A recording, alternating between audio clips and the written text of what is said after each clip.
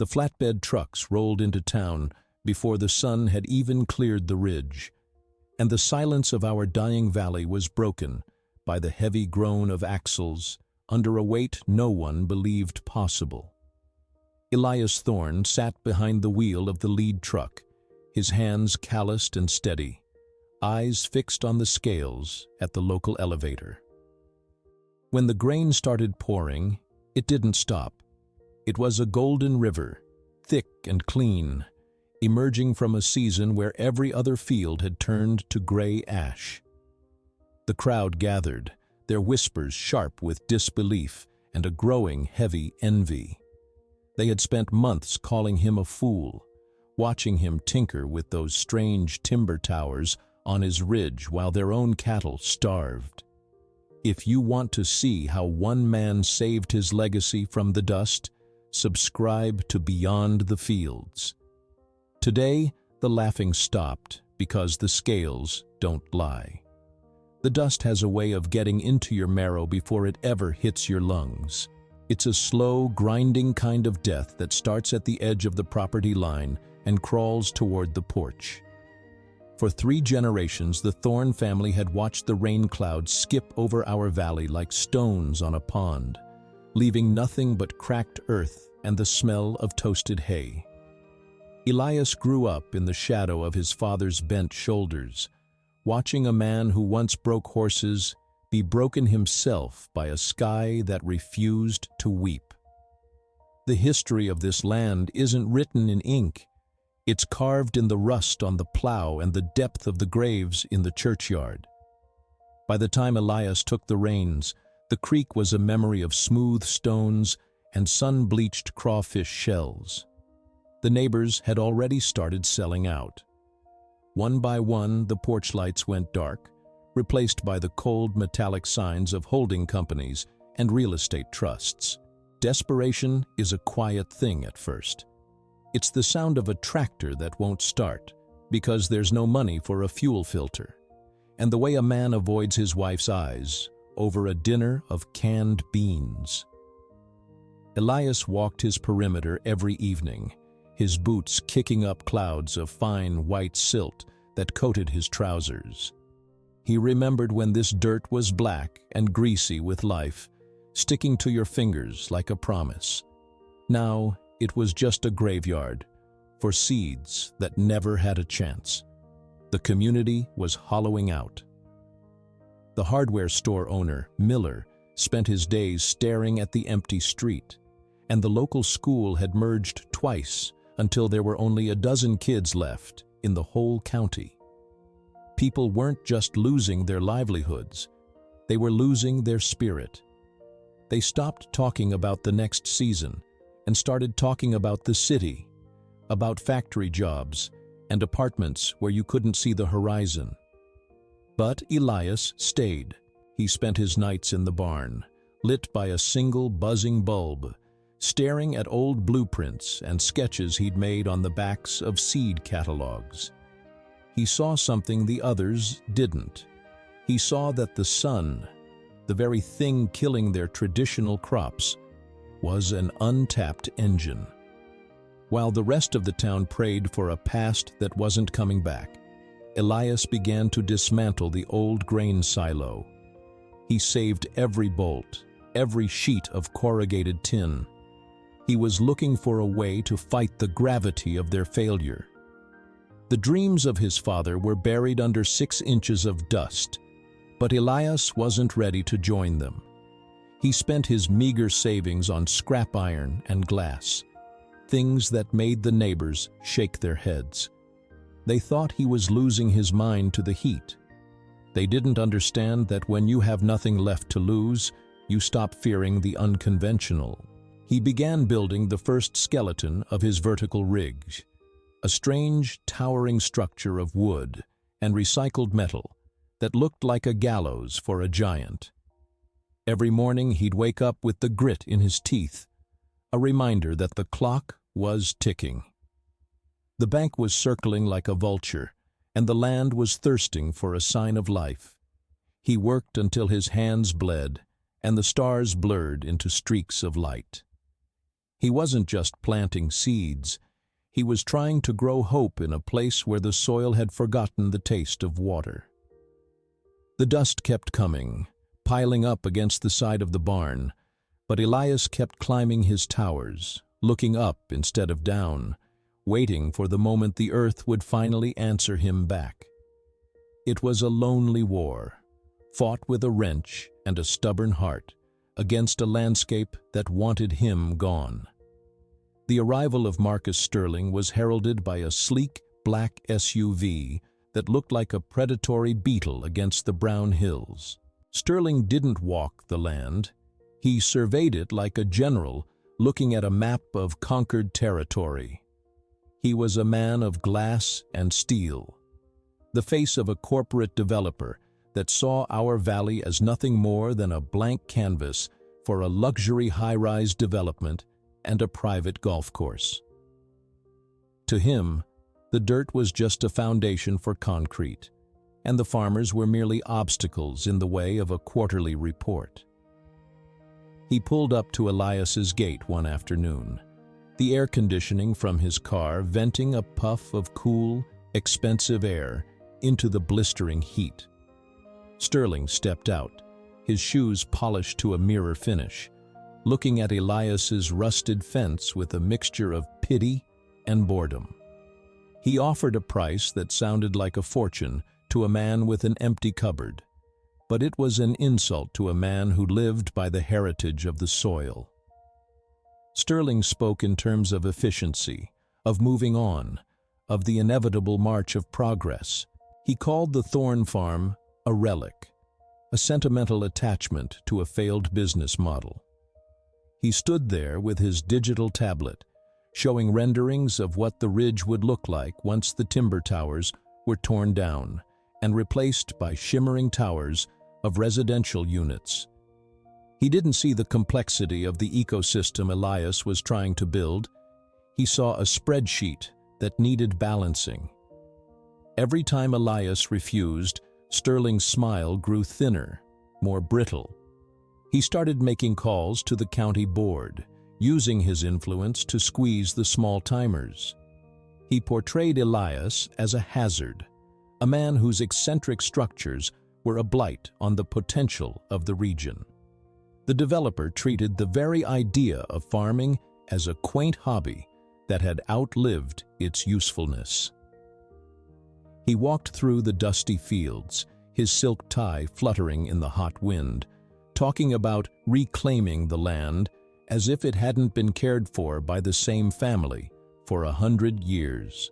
For Sterling, the land had no soul, only a square footage. He represented the arrogance of the powerful who think that because they can buy a thing, they understand it. He looked at Elias's vertical farm, still just a skeleton of wood and glass, and laughed, a dry, sharp sound. He told Elias that the world didn't need farmers who played with blocks. It needed visionaries who knew how to build vertically for people, not plants. He left behind a thick contract and a cloud of exhaust, confident that the heat and the debt would eventually do his work for him. But Sterling underestimated the stubbornness of a man who knows that you can't eat concrete and you can't drink money. Elias watched the SUV disappear, his hand resting on the rough-hewn timber of his first vertical tier. The shadow of the corporate high-rise was already falling across the valley in the form of legal threats and bank pressure. But Elias knew that the height of a building doesn't determine its strength. The arrogance of the wealthy is a brittle thing. And as the sun beat down, Elias turned back to his work, his jaw set against the weight of a world that wanted to pave over his life. The humiliation came on a Tuesday during the monthly town hall meeting. The room was stifling, the smell of old wood and sweat hanging heavy in the air. Elias sat in the back, his hat in his lap, his clothes stained with the grease of his machines. Marcus Sterling had made sure to be there, standing at the front with a projector, showing off his grand designs for the Heights at Verdun Valley. He spoke with the practiced charm of a salesman, turning the neighbors against the one man who was trying to stay. He pointed to Elias and called him a dreamer of the deluded variety. He projected images of the vertical farm, calling it a shantytown skyscraper and a monument to madness.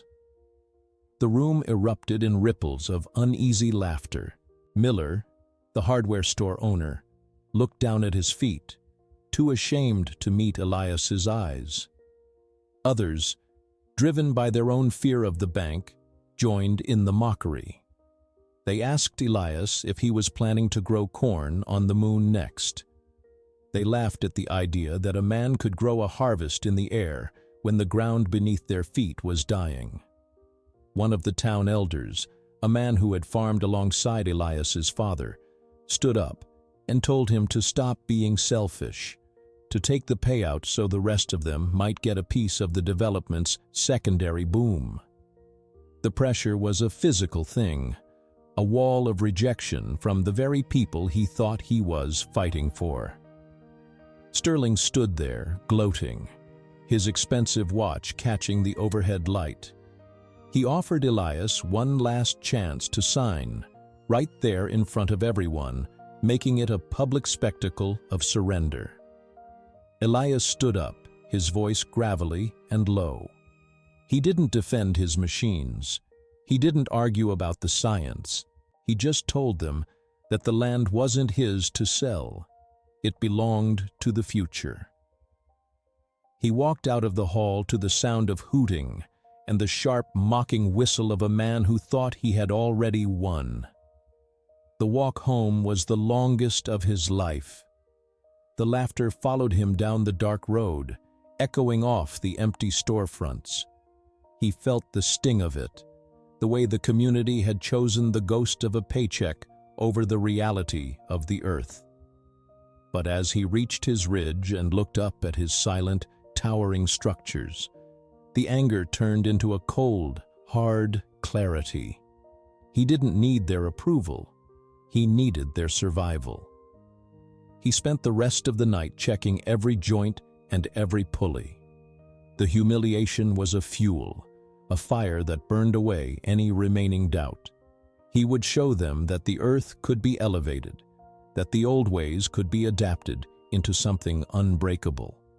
The town had turned its back on him, but the land was still there, waiting for him to prove it wasn't dead. He worked until the moon set, his shadow long and defiant against the skeletal frame of his vertical dream, knowing that the next time they gathered in that square, the laughter would be a very distant memory. The secret to the vertical farm wasn't in the electronics or the high-tech sensors the big city labs used. It was in the iron lantern and the secret rain. Every night, while the valley slept under a blanket of dry heat, Elias was a ghost in his own towers.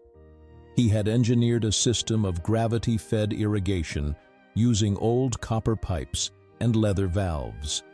Powered by a bicycle chain assembly he'd salvaged from the junkyard. He worked by the light of a flickering iron lantern, its amber glow illuminating the tiers of vibrant, defiant green that were hidden within the corrugated shells of his structures. He had discovered a way to capture the heavy dew that settled on the ridge at 3 in the morning, channeling it through a series of condensation plates into the root systems of his plants. It was a rhythmic, mechanical ballet. He would pedal the central crank, hearing the low hiss of water moving upward, defying the very drought that had crippled the valley.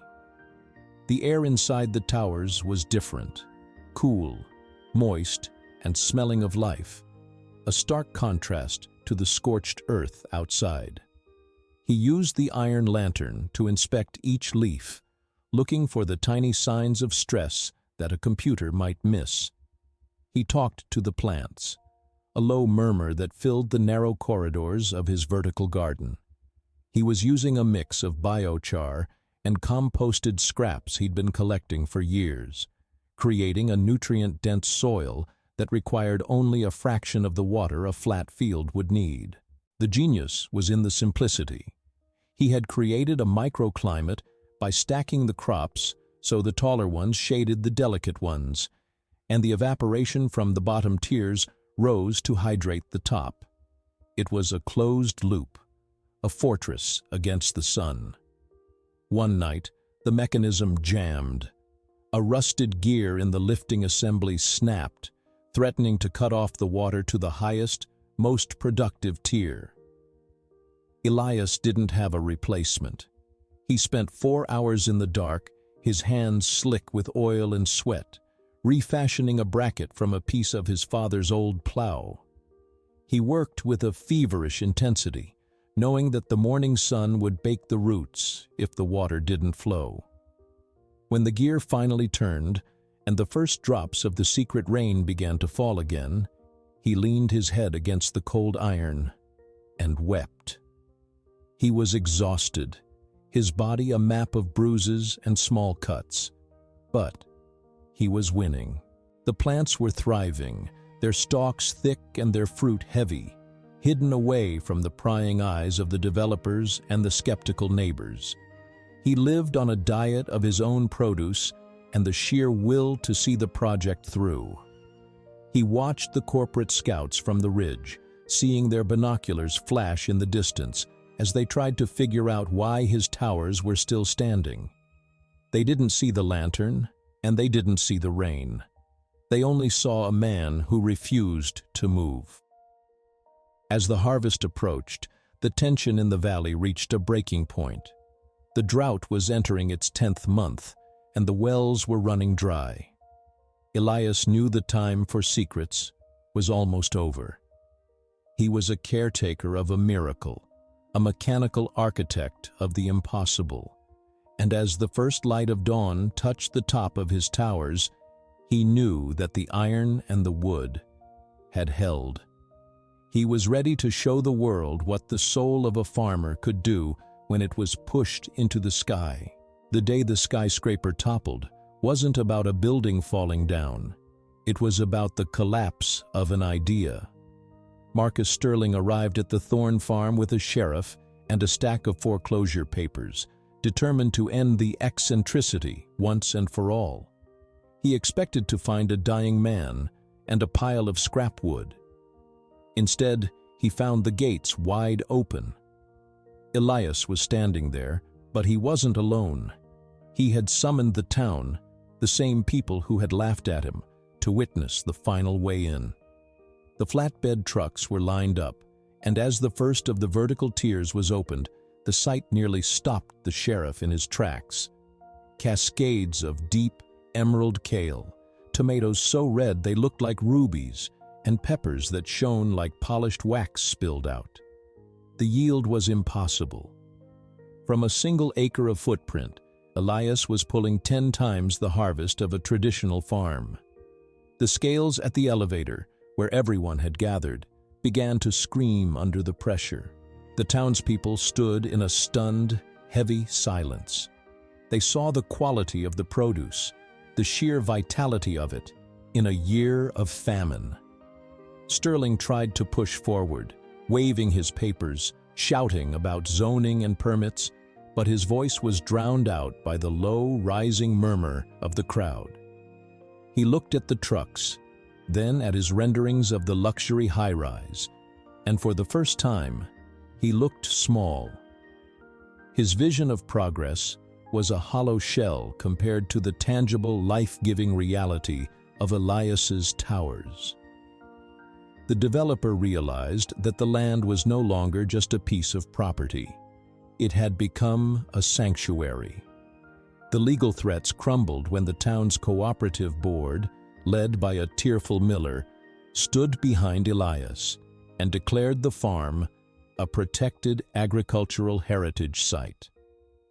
They realized that Elias hadn't just grown food. He had grown a future they could actually participate in. The skyscraper of the corporate world, the idea that money could override the needs of the earth, had toppled. Elias stood on the back of his lead truck, looking down at Sterling. He didn't gloat. He didn't mock him. He just handed him a single, perfect tomato. The developer looked at it, his face pale, and realized that his millions couldn't buy a single bite of what Elias had created through grit and sweat. The trucks began their parade through the town, the golden river of grain and the mountain of green foliage, a testament to the man they had called a fool.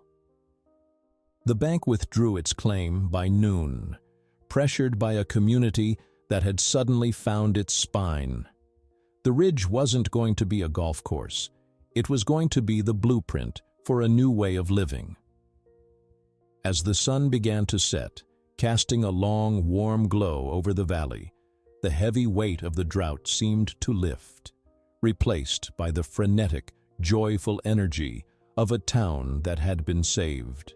Elias watched the taillights of Sterling's SUV disappear for the last time, knowing that the land was safe, the legacy was intact, and the vertical farm was no longer an idea. It was the heartbeat of the valley.